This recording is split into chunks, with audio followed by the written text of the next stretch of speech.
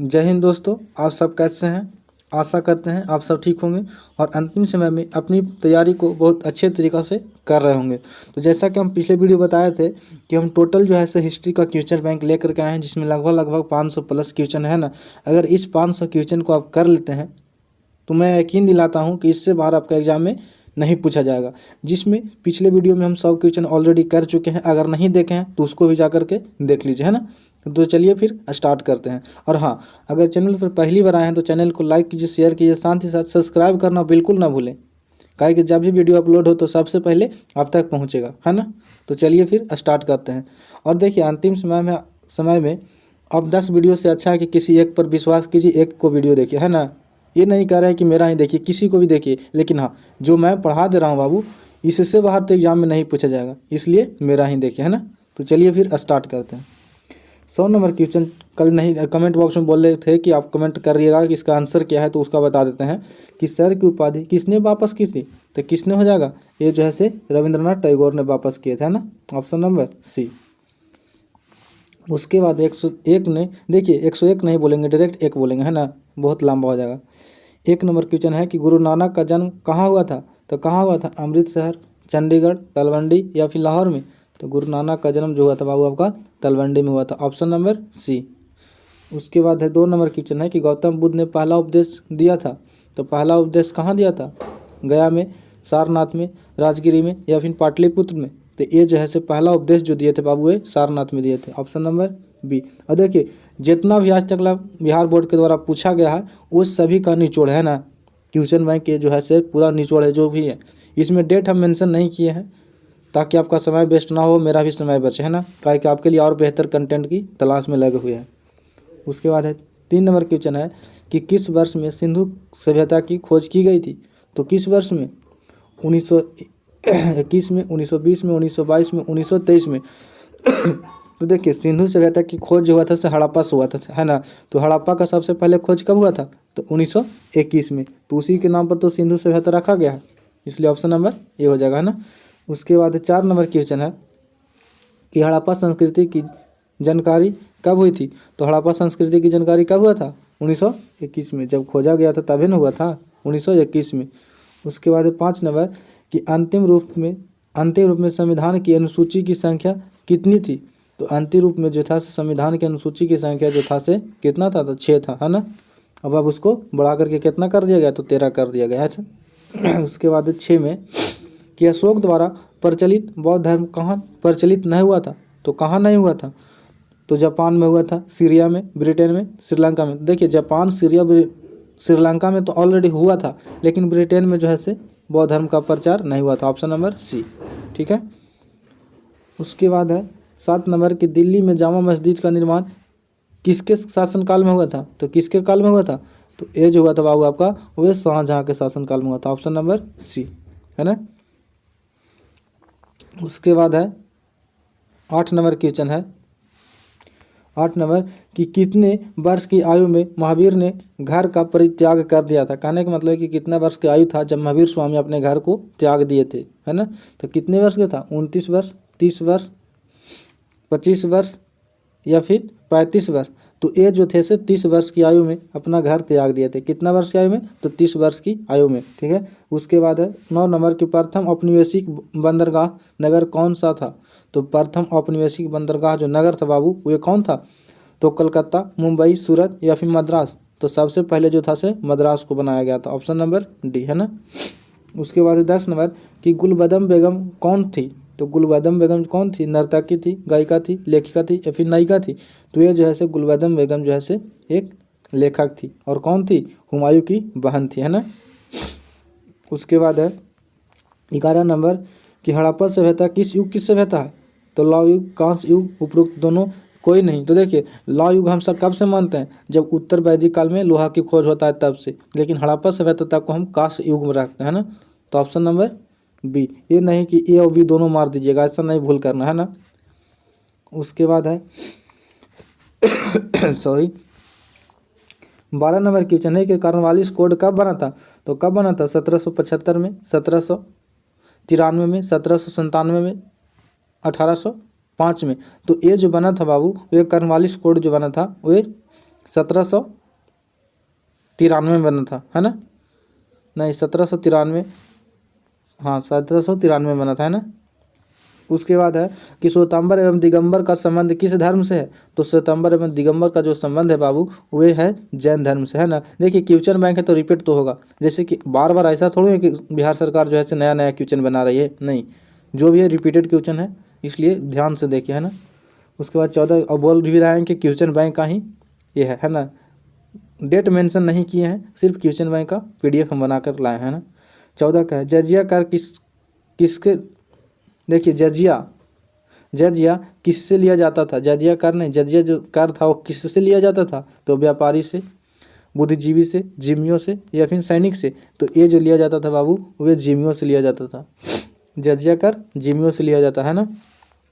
उसके बाद 15 नंबर है कि किताब उल रहला में किसका यात्रा वृत्तांत है? तो किसका है?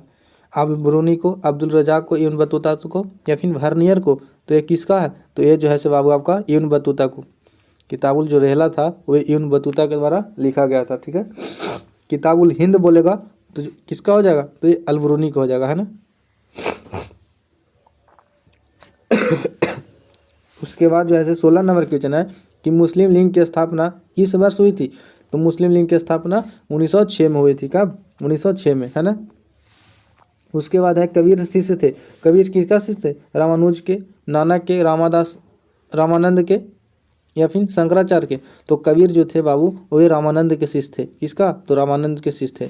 उसके बाद 18 नंबर है कि उत्तर भारत में भक्ति आंदोलन का आरंभ किस संत ने किया था? तो किसने? रामानंद ने, कबीर ने, चैतन्य ने या फिर नानक ने? तो उत्तर भारत में जो भक्ति आंदोलन का श्रेय जो जाता है वो रामानंद को जाता है, ऑप्शन नंबर ये, है ना?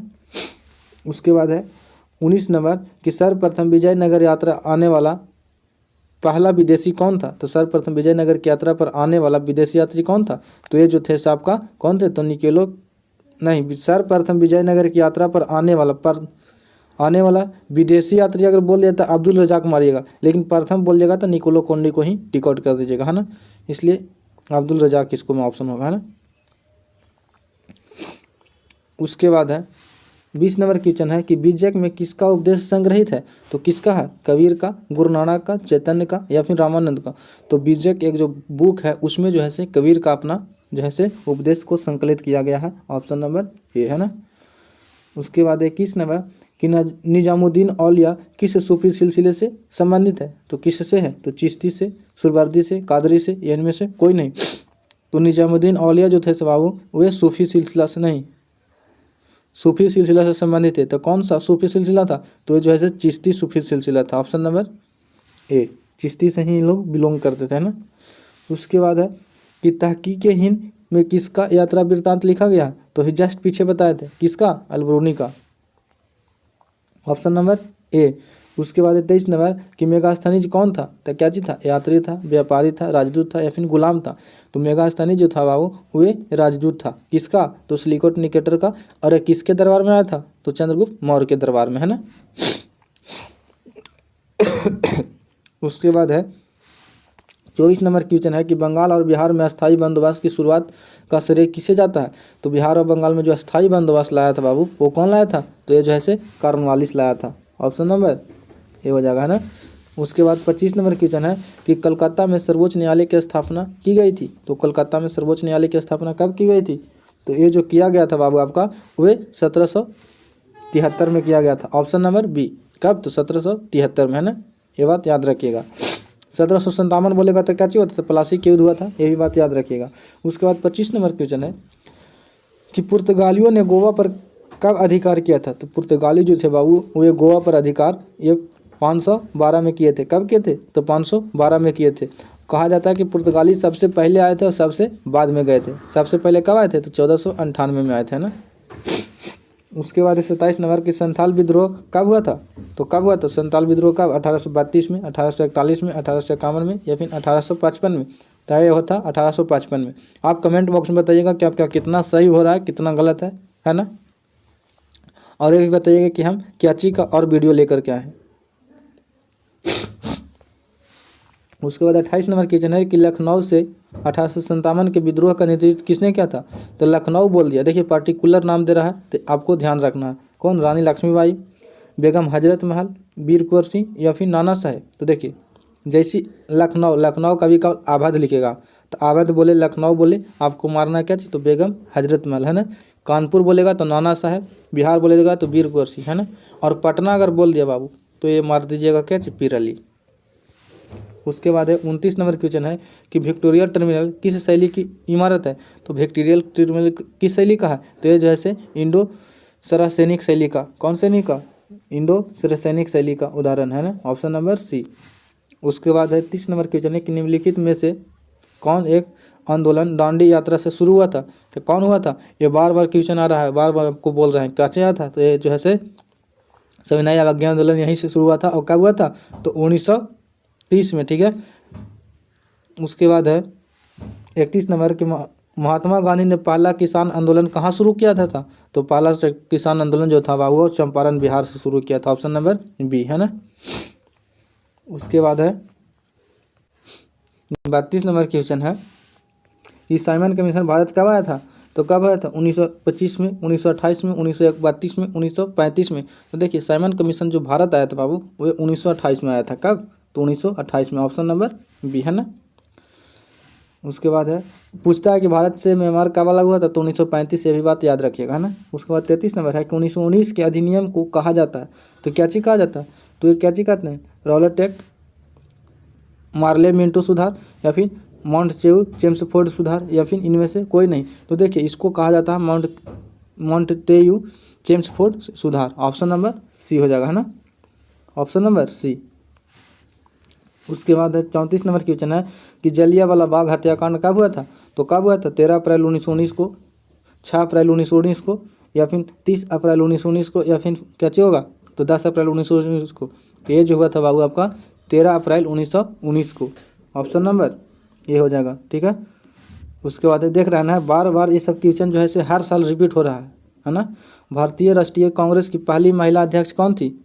तो भारतीय राष्ट्रीय कांग्रेस की पहला महिला अध्यक्ष कौन थी? एनी बेसेंट, सरोजिनी नायडू, विजय लक्ष्मी पंडित, या फिर अरुणा अशरफ अली। तो देखिए सबसे पहली बात है कि क्वेश्चन को आपको ध्यान से देखना है कि भारतीय राष्ट्रीय कांग्रेस की पहला महिला राष्ट्रपति अध्यक्ष कौन थी? तो पहला बोल दिया तो एनी बेसेंट, ठीक है, और भारतीय बोल देगी तो सरोजिनी नायडू। ये भी बात याद रखिएगा, इसलिए कन्फ्यूजन बहुत आपको होता है ना। ये जो होगा एनी बेसेंट, अगर यही बोल देती कि भारतीय कौन थी तो सरोजिनी नायडू की तरफ आप टिक आउट करते हैं ना। उसके बाद 36 नंबर कि स्वतंत्र भारत के प्रथम राष्ट्रपति कौन थे? तो स्वतंत्र भारत के प्रथम राष्ट्रपति कौन थे? ये जो थे से राजेंद्र बाबू थे, ऑप्शन नंबर सी, है ना। उसके बाद है 37 नंबर क्वेश्चन है कि भारत का राष्ट्रीय गान जन गण मन किसका रचना है? तो जन गण मन जो है से किसका रचना है? तो बिपिन चंद्रपाल को, बाल गंगाधर तिलक को, विवेकानंद को, या फिर रविंद्रनाथ टैगोर को। तो ये जो है से रविंद्रनाथ टैगोर को, है ना, ऑप्शन नंबर डी है। उसके बाद 38 नंबर क्वेश्चन है कि महाभारत का युद्ध कितने दिनों तक चला था? तो 15, 16, 17, 18। तो ये जो तक चला था बाबू आपका 18 दिन तक चला था ना। उसके बाद 39 नंबर क्वेश्चन है कि पृथक निर्वाचन का समर्थन किसने किया था? तो पृथक निर्वाचन का जो समर्थन किया था बाबू वो किसने किया था? तो ये जो किए थे गोविंद बल्लभ पंत ने, बी पोकर बहादुर ने, या फिर जीवी दत्त ने, या फिर क्या हो जाएगा? तो आर.बी. गुलेरकर ने। तो ये जो किए थे बाबू आपका वे गोविंद बल्लभ पंत नहीं, प्रथम पृथक निर्वाचन का समर्थन किसने किया था? तो ये जो थे से बी पोकर बहादुर ने किया था, ऑप्शन नंबर बी, है ना। उसके बाद है कि दांडी यात्रा के दौरान किस कानून को तोड़ा गया था? तो दांडी यात्रा को दौरान जो है से चीनी कानून को तोड़ा गया, नहीं, किस कानून को तोड़ा गया? तो नमक कानून को, चीनी नहीं मार दीजिएगा, ऑप्शन नंबर सी हो गया, ठीक है। उसके बाद है 41 नंबर क्वेश्चन है कि भारत में कैबिनेट मिशन कब आया था? तो भारत में जो है से कैबिनेट मिशन कब आया था? 1946 में, 1947 में, 1948 में, 1949 में। तो ये जो आया था बाबू आपका 1946 में आया था, ऑप्शन नंबर ये हो जाएगा, ठीक है। उसके बाद जो है से 42 नंबर है कि भारतीय स्त्रियों ने भारी संख्या में किस आंदोलन में भाग लिया था? तो भारी संख्या में जो है से किस आंदोलन में भाग लिया था? तो सवर्ण अवज्ञा आंदोलन, है ना, ऑप्शन नंबर सी हो जाएगा, ठीक है। इसमें जो है से स्त्री बहुत संख्या में भाग ली थी। उसके बाद 43 नंबर की 1932 में सांप्रदाय पंचांग की घोषणा किसने की था?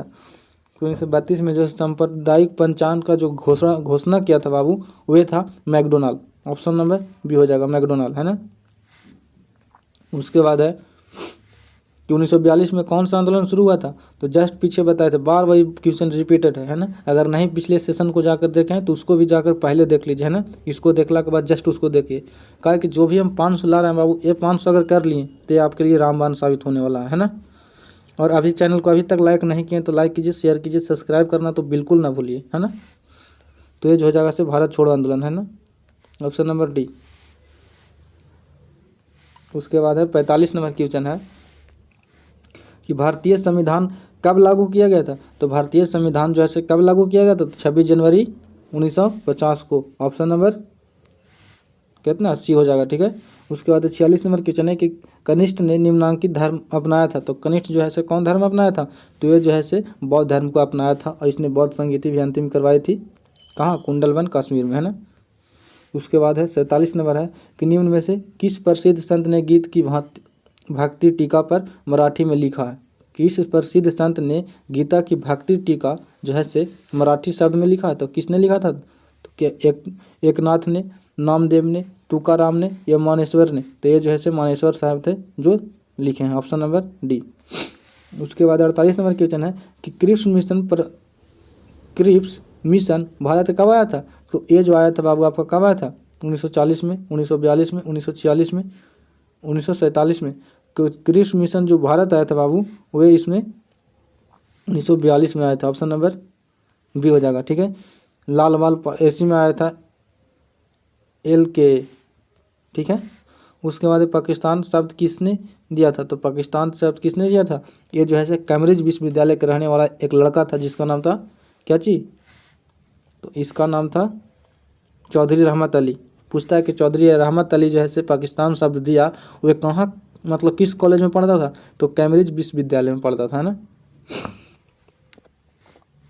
उसके बाद है 50 नंबर है कि अग्रहार भूमिदान की जाती थी। तो अग्रहार जो भूमिदान की जाती थी सबसे पहले ब्राह्मण को दिया जाता था। सबसे पहले किसको? तो ब्राह्मण को। Option number A. उसके बाद 51 नंबर है कि नूरजहाँ का शासनकाल कब हुआ था? तो नूरजहाँ का शासनकाल आपको याद रखना होगा। ये सब जो है आपको डायरेक्ट याद करना होगा, है ना। इसके में कोई अथी नहीं है। ऑप्शन नंबर ए 1611 से 27 तक, है ना। उसके बाद है दयाराम साहनी ने खोजा था। दयाराम साहनी ने किसको खोजा था? तो हड़प्पा का खोजा था, है ना। और कब खोजा था? तो 1921 ईस्वी में, है ना। उसके बाद है 53 नंबर क्वेश्चन है कि नैनार संत पूजक हैं। तो नैनार जो है किसको पूजा करते थे? तो ये जो है शिव के, भक्ति के या फिर बुद्ध को, इनमें से कोई नहीं। तो नैनार जो है शिव को। ऑप्शन नंबर ए हो जाएगा, ठीक है। उसके बाद 54 नंबर क्वेश्चन है कि शिशुनाग वंश एवं नंद वंश का केंद्र था। तो शिशुनाग वंश और नंद वंश का केंद्र कहाँ था? तो इन लोगों का जो था वो मगध था। नहीं दिखाई पड़ रहा होगा, ऊपर कर देते हैं क्वेश्चन को। कहाँ था? तो ये जो है मगध था। ऑप्शन नंबर जो है डी हो जाएगा, ठीक है। उसके बाद 55 नंबर कि विजयनगर साम्राज्य की स्थापना कब हुई थी? तो ये जो हुआ था आपका बाबू, वह 1336 ईस्वी में हुआ था। Option number A. और किसने किया था? तो हरियर और बुक्का नामक दो व्यक्ति थे जो अपना सगा भाई थे, है ना। उसके बाद 56 नंबर की प्रसिद्ध विरूपाक्ष मंदिर कहाँ स्थित है? तो हम्पी में, बेलूर में या चित्राम्पन या श्री रंगम में। तो ये जो है हम्पी में। अगर फिर एक बार बोलते हैं कि अगर पिछले वीडियो को नहीं देखे हैं, जो 500 वाला सेशन चल रहा है उसको अगर नहीं देखे हैं तो आप जा करके उसको भी ज़रूर देखें, है ना। जो भी है एक दूसरे से कनेक्टेड है बाबू। उसके बाद 57 नंबर क्वेश्चन है कि भारत में रेलवे की शुरुआत कब हुई थी? तो 1753 ईस्वी में, 1793 में, 1853 में, इनमें से कोई नहीं। तो ये जो हुआ था बाबू आपका 1893 में। किसने करवाया था? तो ये जो है डलहौजी ने करवाया था, है ना। बार बार कह रहे हैं कि अगर 500 का सीरीज आप देख लेते हैं तो किसी भी वीडियो पर भटकने की ज़रूरत नहीं है, है ना। हिस्ट्री से आप सारा मोह माया ख़त्म कीजिए, 500 आराम से देखिए, आराम से दीजिए परीक्षा। कोई किसी से पढ़ने की ज़रूरत नहीं है ना। उसके बाद है 58 नंबर की भारतीय राष्ट्रीय कांग्रेस की स्थापना कब हुई थी? तो भारतीय राष्ट्रीय कांग्रेस की जो स्थापना हुआ था बाबू, वो 1885 ईस्वी में हुआ था। कब? 1885 ईस्वी में। उसके बाद है 59 नंबर है कि भारतीय राष्ट्रीय कांग्रेस के संस्थापक कौन थे? तो भारतीय राष्ट्रीय कांग्रेस का जो संस्थापक थे बाबू, वो A.U. हुम थे, एयू हुम थे, है ना। उसके बाद है 60 नंबर क्वेश्चन है,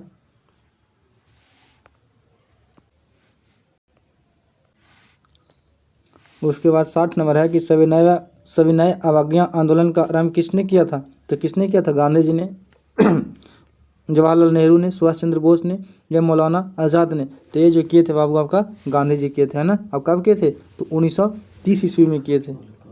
उसके बाद 61 नंबर क्वेश्चन है, 61 नंबर है कि सिंधु घाटी निवासियों को किस धातु का ज्ञान नहीं था। तो किसका ज्ञान नहीं था, सोना का, चांदी का, लोहा का या फिर तांबा का।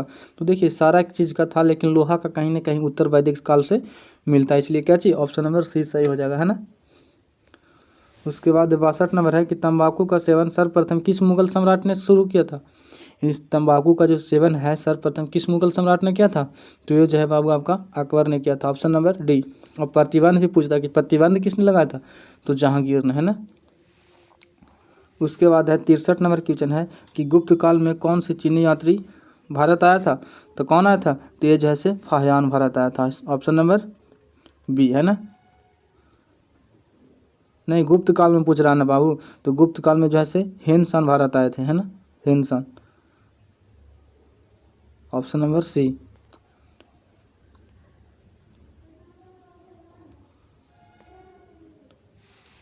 उसके बाद है 63 नंबर क्वेश्चन है कि गुप्त काल में, ये तो हो गया ना।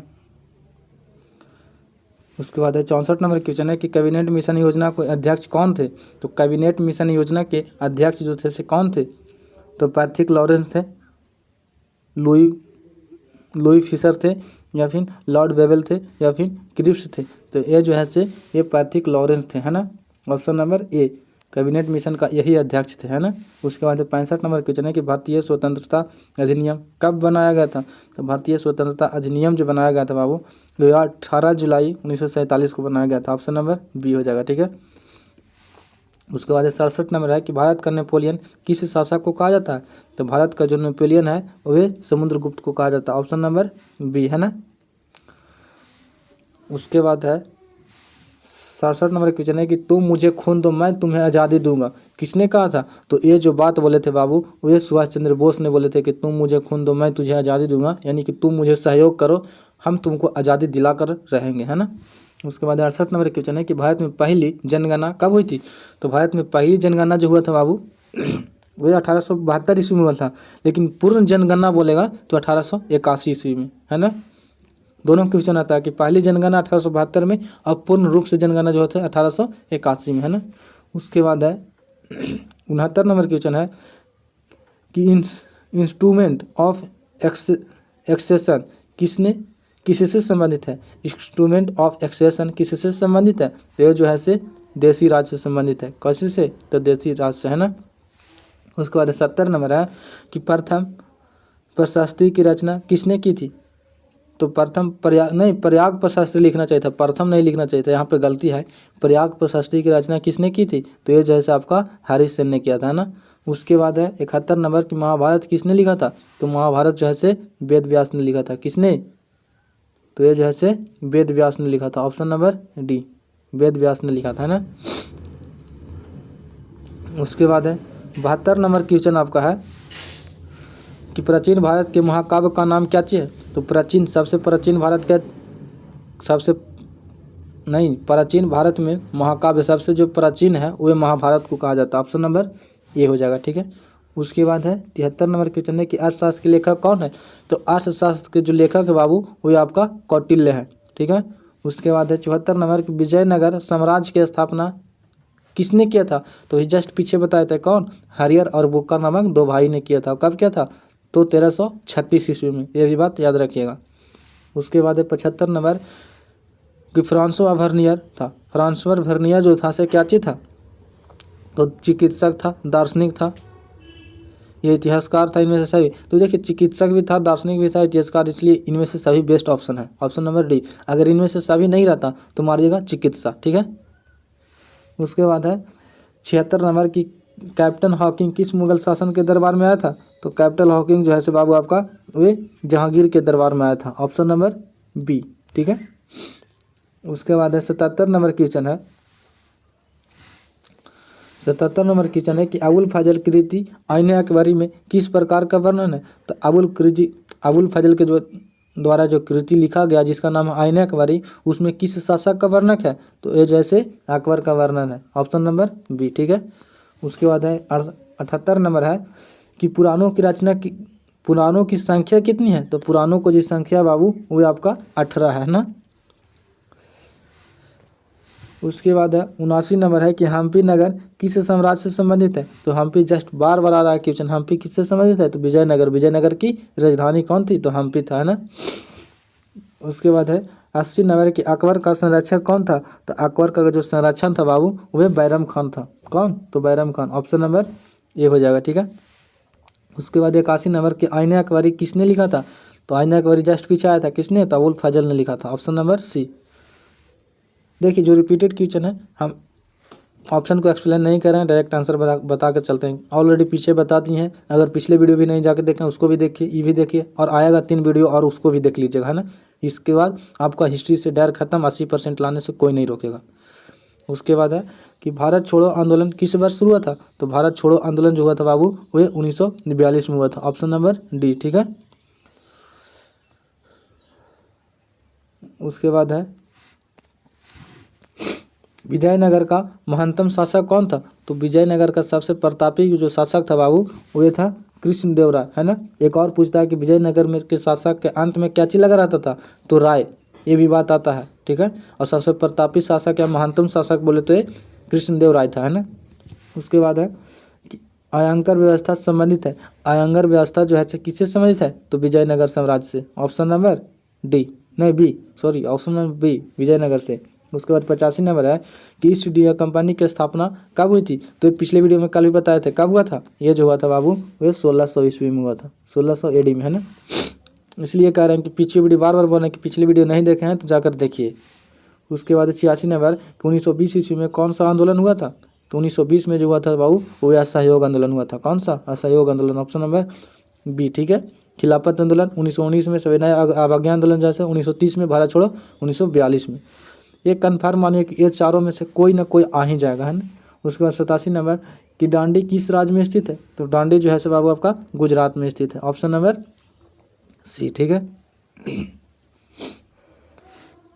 उसके बाद 88 नंबर है कि पुनः समझौता किस वर्ष हुआ था। तो पुनः समझौता जो हुआ था 1932 में हुआ था। कब। तो 1932 में। और किसके किसके बीच हुआ था। तो ये जो हुआ था बाबू आपका गांधी जी और भीमराव अंबेडकर के बीच। ठीक है। उसके बाद 89 नंबर क्वेश्चन है कि अवध का अधिक्रमण किसने किया था। तो अवध का जो हड़प्पा था बाबू वो कौन था। तो डलहौजी था, ऑप्शन नंबर सी। डलहौजी ने जो है अवध को हड़प लिया था। इसी के कारण 1857 का जो विद्रोह हुआ था जो अवध से जो नेतृत्व किए थे बेगम हजरत महल, है ना। उसके बाद है 90 नंबर कि औरंगजेब ने अपने जीवन का अंतिम भाग बिताया था। तो औरंगजेब ने अंतिम जीवन का जो अंतिम जो हिस्सा था यानी कि बीत रहा था समय वे दक्षिण भारत में बिताए थे। कहाँ। तो दक्षिण भारत में, ऑप्शन नंबर डी। उसके बाद 91 नंबर है कि दिल्ली चलो का नारा किसने दिया था। तो दिल्ली चलो का नारा जो है सुभाष चंद्र बोस ने दिए थे। कहाँ से। सिंगापुर से दिए थे कि दिल्ली चलो, सुभाष चंद्र बोस ने। उसके बाद 92 नंबर क्वेश्चन है कि काला कानून किसे कहा जाता है। तो काला कानून जो है रॉलेट एक्ट को कहा जाता है, ऑप्शन नंबर ए हो जाएगा। ठीक है। उसके बाद है कि किस भूराज व्यवस्था में सरकार ने भूमि का मालिकाना हक किसानों को दिया था। तो किसानों को दिया था किसमें। तो रैयतवाड़ी में, ऑप्शन नंबर ए। ठीक है। रैयतवाड़ी में 91% जो हिस्सा था बाबू वो किसानों के पास था। ठीक है, मालिकाना हक। उसके बाद है 94 नंबर कि स्वतंत्र भारत का अंतिम गवर्नर जनरल कौन था। तो स्वतंत्र भारत का जो अंतिम गवर्नर जनरल था बाबू वह सिराज गोपालाचारी था। कौन। नहीं, देखिए यहाँ पे एक ही बात का गलती हो जाएगा कि स्वतंत्र भारत का अंतिम गवर्नर जनरल कौन था। तो स्वतंत्र भारत का अंतिम गवर्नर जनरल कौन था। सिराज गोपालाचारी था, है ना। उसके बाद 95 नंबर की संविधान सभा के प्रारूपीय समिति के अध्यक्ष कौन होते हैं। तो प्रारूपीय समिति के अध्यक्ष जो थे बाबू आपका भीमराव अंबेडकर थे, ऑप्शन नंबर डी हो जाएगा। ठीक है। और पिता ही बोले तो यही। उसके बाद है कि संथाल विद्रोह का नेता कौन थे। तो संथाल विद्रोह का नेता कौन थे। तो ये जो है बिरसा मुंडा थे। कौन। तो बिरसा मुंडा, ऑप्शन नंबर सी हो जाएगा। ठीक है।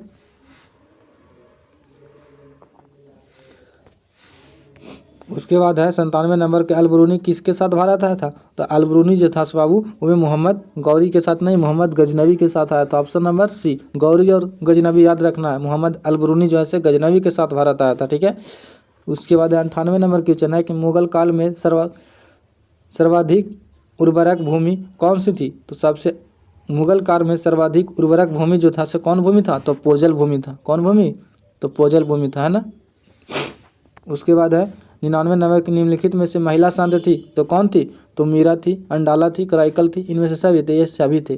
कौन? तो इनमें से सभी हो जाएगा, ठीक है। उसके बाद 200 क्वेश्चन में आपको पहुंच गए हैं कि बिहार में चंपारण सत्याग्रह कब हुआ था? तो बिहार में जो चंपारण सत्याग्रह हुआ था बाबू वो 1917 में हुआ था, ठीक है। उसके बाद है 201 में किससे मुइनुद्दीन चिश्ती का दरगाह कहाँ है? तो ये आप कमेंट बॉक्स में बताइएगा कहाँ? अजमेर, फतेहपुर सीकरी, आगरा या फिर दिल्ली। तो ये आप कमेंट बॉक्स में बताइएगा कि इसका जो है से दरगाह कहाँ था। तो चलिए फिर इस वीडियो में इतना ही, फिर मिलते हैं नेक्स्ट वीडियो में।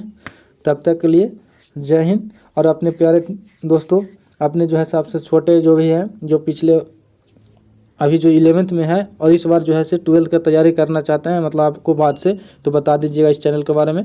पूरी तरीक़ा से तैयारी यहाँ पे फ्री ऑफ कॉस्ट कराया जाएगा, है ना। और पूरा सिलेबस कवर हो पाएगा, ठीक है। चलिए फिर जय हिंद।